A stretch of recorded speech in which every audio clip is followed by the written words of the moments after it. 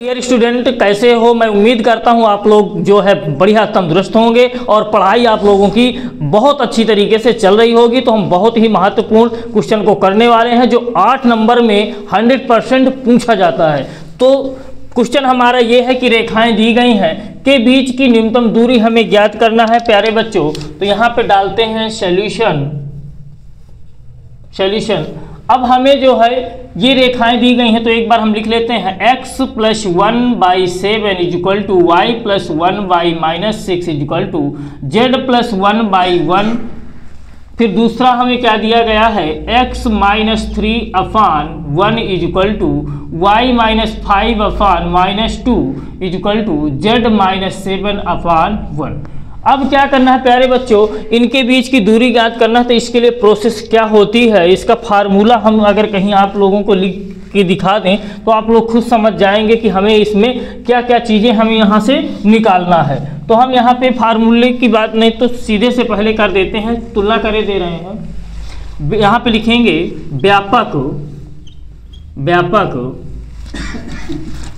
व्यापक रेखाओं का जो है इस तरह की रेखाओं के लिए समीकरण है व्यापक। इसके लिए x - x1/a1 = y - y1/b1 = z - z1/c1 तथा x - x2/a2 = y - y2/b2 = z - z2/c2 से तुलना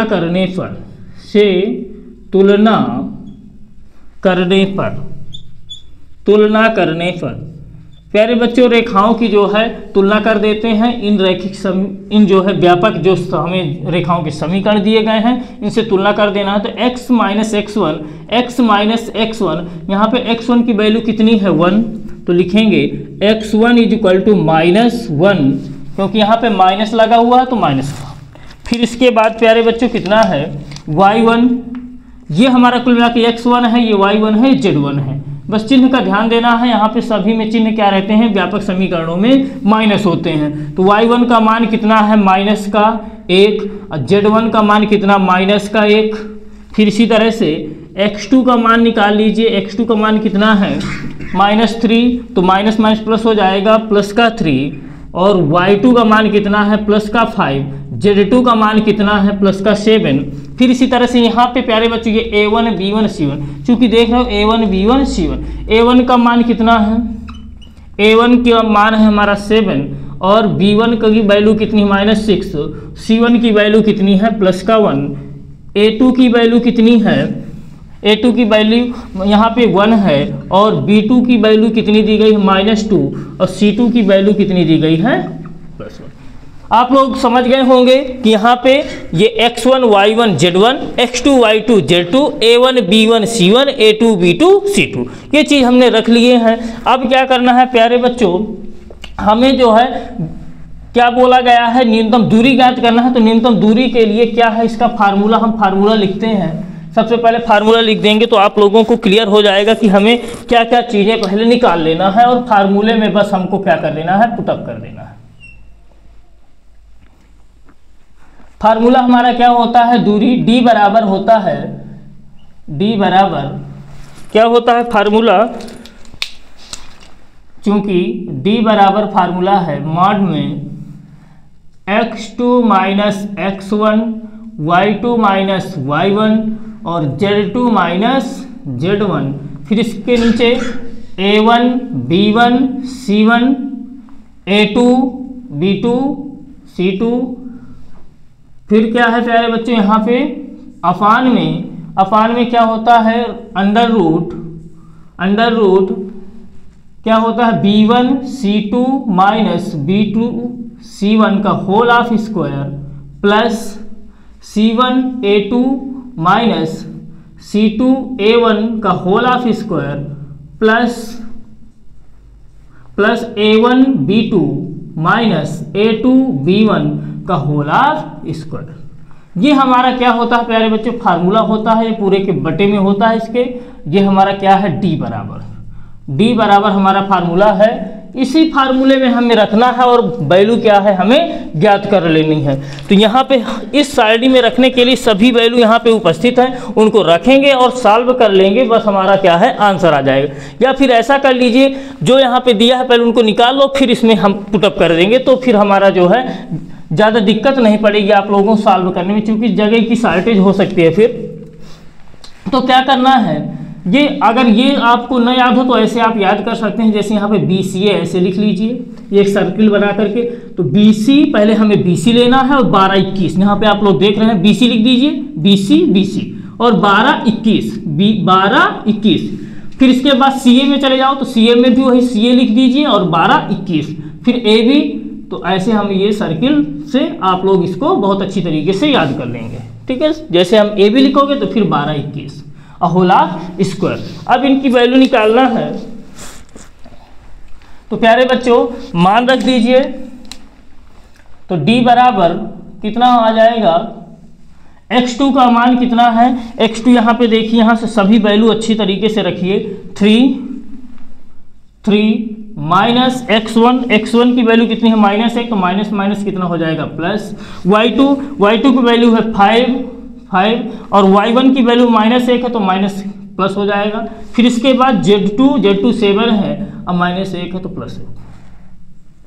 फिर इसके बाद A1 कितना दिया गया 7 -6 और इनको सभी को A1 B1 C1 7 - 6 1, 7 - 6 और 1। फिर इसके बाद 1 - 2 और 1 - 2 और 1। फिर अपान में कितना है, इसको और बीचों बीच लगा लीजिए यहाँ पे D। फिर अपान में कितना है,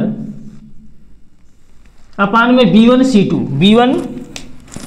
B1 की वैल्यू रखिए प्यारे बच्चों, B1 कितना है, ये है B1 -6 इंटू C2 का मान कितना है प्लस का 1 माइनस B2 का मान कितना है -2, तो -2।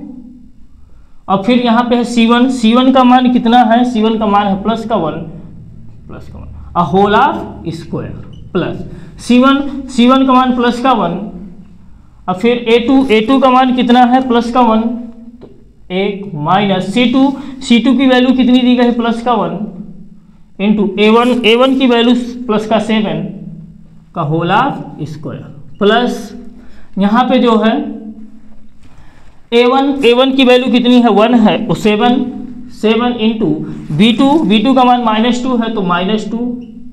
फिर इसके बाद A2 का मान कितना है प्लस का 1, A2 का मान प्लस का 1 इंटू B1 का मान कितना -6 का होल स्क्वायर। ये हम जो है सभी की वैल्यू रख दिए। तो D इक्वल टू हमारा यहाँ पे कितना बन जाएगा, D इक्वल टू 3 1 4 5 1 6 7 1 8 और फिर 7 - 6 प्लस 1 - 2 और 1 अपान। यहाँ पे इसको हम सॉल्व कर लेते हैं तो कितना आ जाएगा प्यारे बच्चों, 6 का नम 6, इसको थोड़ा सा हम डायरेक्ट करेंगे, 6 का नम 6 माइनस का 6 और यहाँ पे क्या हो जाएगा, ये तो प्लस, यहाँ पे -2 है तो माइनस प्लस हो जाएगा यहाँ पे, तो कितना आ जाएगा -6 और फिर यहाँ पे है माइनस प्लस हो जाएगा प्लस का 2 का होल स्क्वायर प्लस यहाँ पे 1 - 7 का होल स्क्वायर और प्लस 7 दूनी 14 माइनस के 14 और माइनस प्लस हो जाएंगे प्लस का कितना 6 का होल स्क्वायर।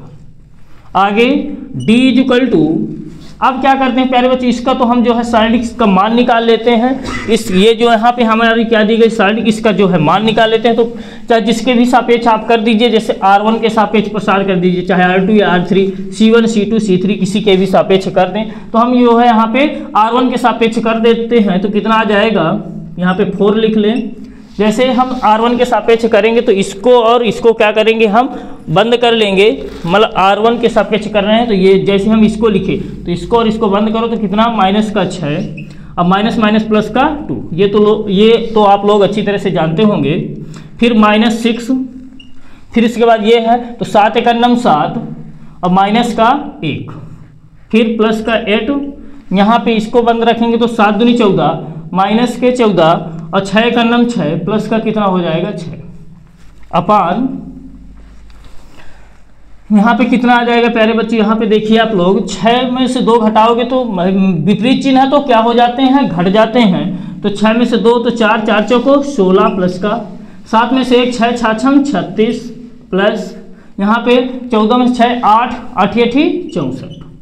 आगे d इज इक्वल टू यहाँ पे कितना आ जाएगा, 6 में से 2 घटाओगे माइनस 4, 4 चौको 16 माइनस के 16 माइनस 7 में से 1 घटाओगे 6 छाछम 36 माइनस के 36 प्लस यहाँ पे भी कितना आ जाएगा, पर माइनस का कितना बचेगा 8 और 8 कितना हो जाएगा 64 माइनस के 64 अपान। अब यहाँ पे 6 4 10 10 6 16 और यहाँ पे प्यारे बच्चों 6 3 9 9 1 10 1 11 116। आगे d इज इक्वल टू, हाँ तो प्यारे बच्चों यहाँ पे d इज इक्वल टू कितना आ जाएगा, यहाँ पे इनको भी ऐड कर ले, माइनस माइनस के हैं तो सभी ऐड हो जाएंगे। 6 4 10 10 6 16 6 3 9 9 1 10 1 11 वो भी माइनस का प्यारे बच्चों। पान में कितना अंडर रूट 160। तो अब क्या है प्यारे बच्चों, जैसे कभी भी माइनस का आता है तो दूरी का सूत्र यहाँ पे कुल मिला के क्या चलता है, मॉड चलता है। तो बस आप लोग जो है लास्ट में मॉड लगा दीजिए। आगे हम यहीं पे इसको सॉल्व करे दे रहे हैं तो प्लस का 116 बटे कितना निकल आएगा, अंडर रूट 116, क्योंकि दूरी कभी भी ऋणात्मक नहीं होती इसलिए जो है मॉड यहाँ पे लगाना जरूरी होता है। अब क्या कर दो प्यारे बच्चों, यही एक आंसर भी है, या फिर थोड़ा सा इसको और हल करना चाहो तो क्या कर दो, हर का परमेय 116 बटे 116 तो कितना बन जाएगा प्यारे बच्चों, आगे 116 अंडर रूट 116 अपान कितना, अंडर रूट 116 का अंडर रूट 116 से गुणा कराओगे तो 116 ही आ जाएगा। इसको कैंसिल आउट कर दें तो कितना आ जाएगा प्यारे बच्चों, 116 के गुणनखंड कर लीजिए, 2 से कट जाएगा 2 पंचे 10 2 अट्ठे 16, फिर 2 से कट जाएगा 2 दूनी 4 और 2 नाम 18। तो हमारे कितने 2, तो हमारा 2 कुल मिला के बाहर आ जाएगा प्यारे बच्चे 2 अंडर रूट 29। यही हमारा क्या हो जाएगा, आंसर हो जाएगा। मात्रक जरूर लिख देना क्योंकि दूरी का कोई ना कोई मात्रक होता है, इसलिए मात्रक लिख देना है। ये प्यारे बच्चों ये आपका पूरा फाइनली जो है सॉल्यूशन है और बहुत ही मोस्ट इंपॉर्टेंट है। आप लोगों ने देखा वैसे ये है कि कैलकुलेशन के दौरान आप लोग जो है गड़बड़ी ना करें, इसलिए 2-3 बार इस क्वेश्चन को जरूर अटेंड करें। ऐसे क्वेश्चनों को और लगा लीजिए ताकि जो है कभी भी दिक्कत ना हो। बाकी और इस क्वेश्चन में इतनी कोई बात नहीं है कि आपसे बनेगा नहीं, बस ये है कि आप लोगों को लगाना है तभी जो है सॉल्व हो पाएगा सही से। थैंक्स प्यारे बच्चों।